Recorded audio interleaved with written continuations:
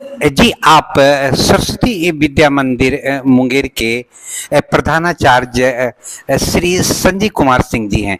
जी, आज आपके विद्यालय प्रांगण में लेट अस इंस्पायर बिहार अभियान के सूत्रधार चर्चित आईपीएस श्री विकास वैभव जी ने छात्र छात्राओं को संबोधित किया और विकसित बिहार बनाने में अपनी क्रांतिकारी भूमिका निभाने की अपील की। तो आप यहाँ के प्रधानाचार्य महोदय हैं।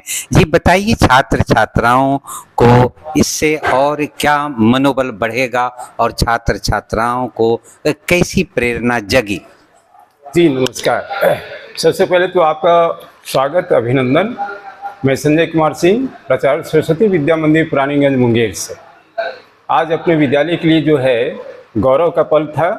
हम सभी जो है अपने भैया बहनों के साथ आज विद्यालय परिसर में लेट्स इंस्पायर बिहार के फाउंडर आदरणीय श्री विकास वैभव जी, हम सभी को ज्ञात है कि विकास वैभव जी एक चर्चित और बहुत ही प्रशासनिक दृष्टिकोण से काफ़ी सबल आईपीएस अधिकारी हैं। वर्तमान में एक अभियान के तहत संपूर्ण बिहार को इस बिहार के गौरवशाली इतिहास के बारे में अवगत कराने हेतु एक संकल्पित भाव के साथ हमारी जो युवा पीढ़ी है, खास करके कक्षा दसम के, एकादश के और द्वादश के अपने विद्यालय में पढ़ने वाले बच्चों भैया बहनों के बीच जो है उनका एक संवाद हुआ।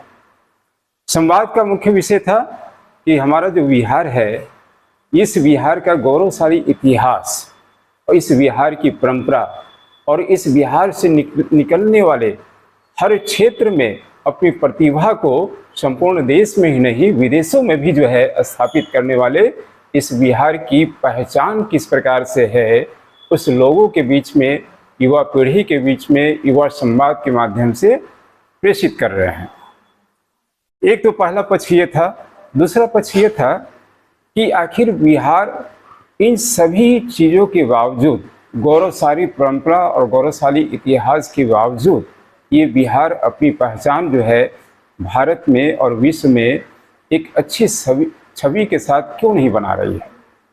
तो इसके पीछे के कुछ कारणों का उदाहरण उन्होंने दिया कि रोजगार का, स्वास्थ्य का, ये सब जो है कुछ कमी रहने के कारण जो है जो बिहार को आगे मूव करना चाहिए और अन्य राज्यों के तुलना में आगे बढ़ना चाहिए और बिहार का जो प्रति व्यक्ति आय जो है किस प्रकार से वो आगे बढ़े, इस निमित्त जो है एक उचित मार्गदर्शन जो है दिशा बोध हमारे बच्चों के बीच में श्रीमान विकास वैभव जी के माध्यम से हुआ।